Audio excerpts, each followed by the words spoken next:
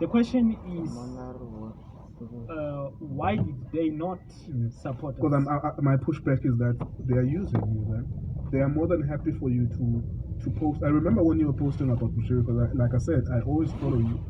When you were posting about Bushiri, I don't know, at the ECG, the ECG congregants would always be on your comment section, giving you support and attacking anyone who is a contrary or someone who's trying to highlight to you, Mr. Mwe, we are sorry, we don't want you to talk about Bushiri, you know, and they were always there as a strong base digitally, but when it's vote time, it doesn't translate to them supporting you.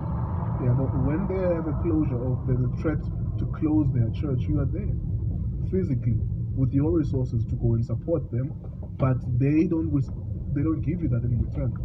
You know, and that's a calculation that you make then, and you say, okay, I get it from a base standpoint that Jacob Zuma has such a huge following all over the country.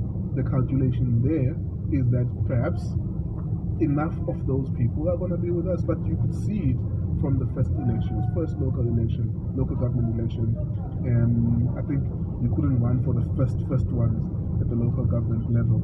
Then the national elections, you could see that it's not translating into those fans like Jacob Zuma voting for you as the alternative, even though you were explicitly saying that if you vote for Ramaphosa's ANC, you are voting for whiteness to continue to fester. Alternatively, you can vote for Black First, Land First, which is for all black people in this country. And even then, it didn't result into them voting. What it meant then was that your own core, which was always going to vote for you, when it says stop talking Zuma, stop talking Gupta, was alienated in the first place, and you could not get the votes that you were counting on from outside. That's obviously hindsight. You could not have known that. I mean, it's a Papa.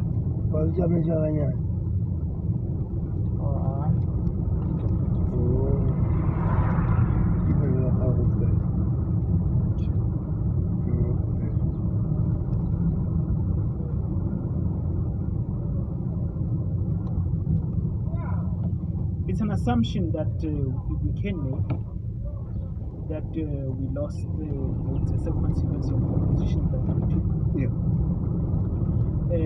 But it's difficult to actually prove that is in fact the case. Yeah. But still begs the question, why didn't they vote for us? Because they didn't. The ECG comrades did not come to the party. Despite the fact that we stood and you're right, there was a lot of pushback. But with Zuma and the Guptas, and even Bushiri, it is something which is consistent with our ideological orientation, which we say, well, if you get attacked by the main enemy, it is our duty to defend you. Now, there's a secondary contradiction which then tripped us in a sense, where people are saying, well, these people themselves have their own problems, and therefore we're justifying the wrong that they do, and therefore we could lose the kind of support that we could naturally have amassed. It's a calculation that we have made. It's a risk that we took, and I think we paid very heavily for it. A lot of our comrades in KwaZulu-Natal are very clear that we must stay away from Zuma, we must stay away from Bushiri, we must just do our own thing. Yeah. And that is the conversation right now in the movement. Yeah, and that's South Africa in a nutshell. That you don't underestimate how much they hold a view one way or the other. You see it with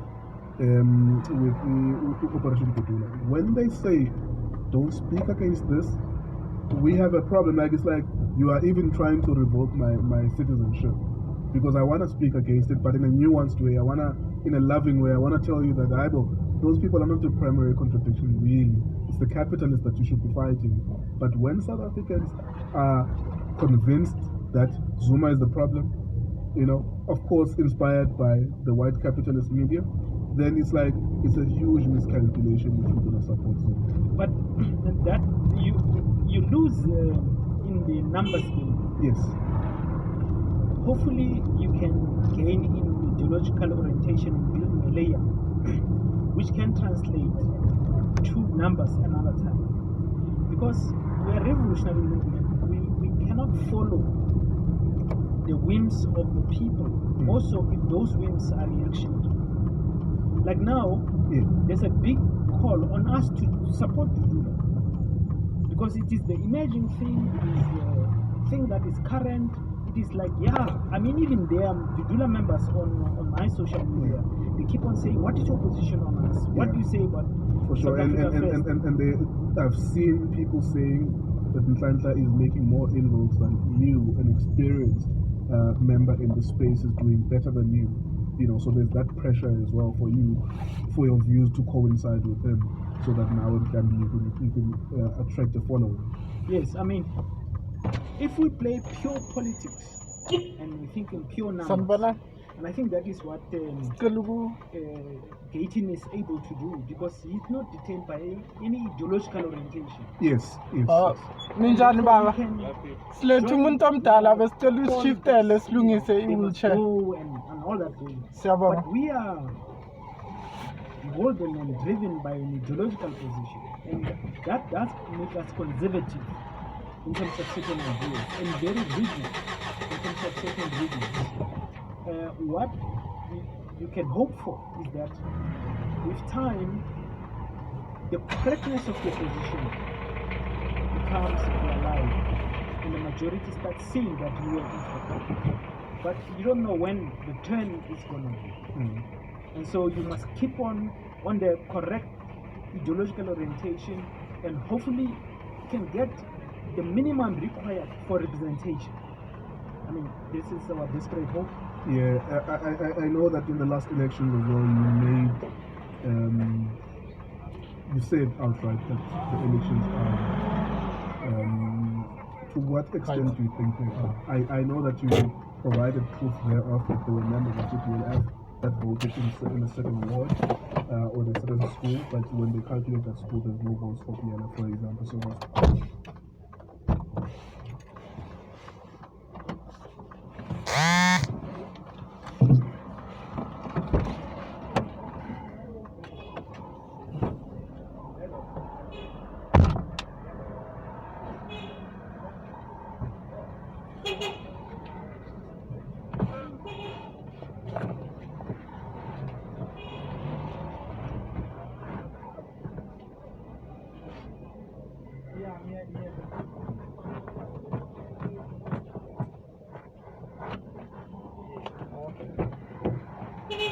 Papa kamu.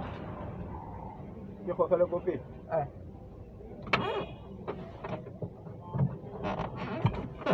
Okay.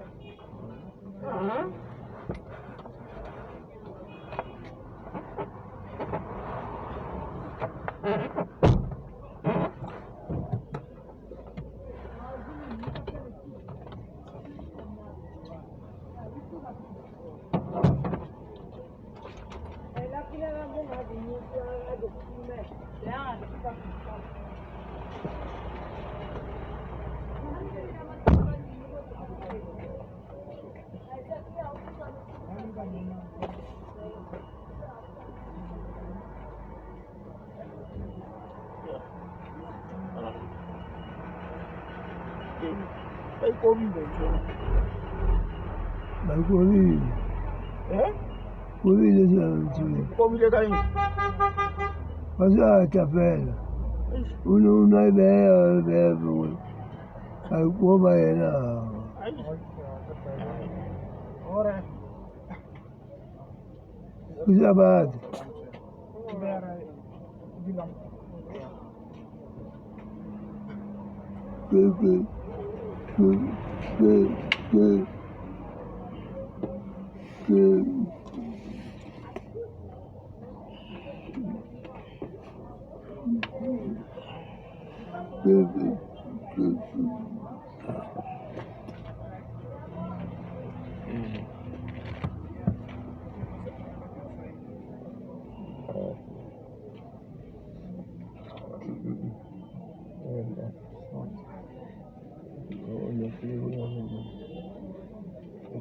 Quiero volar de mí,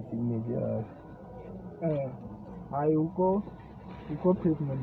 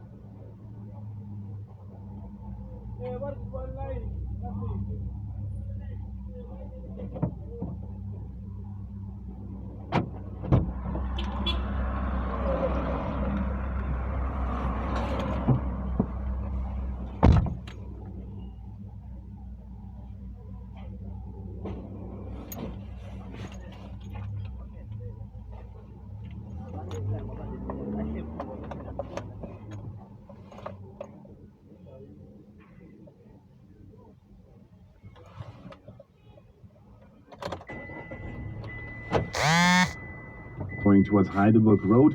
Then if you're driving in Calvin, we have slow moving traffic on the M1 south from the Butlu interchange going towards Marlborough Drive. And then driving in Midrand, we still have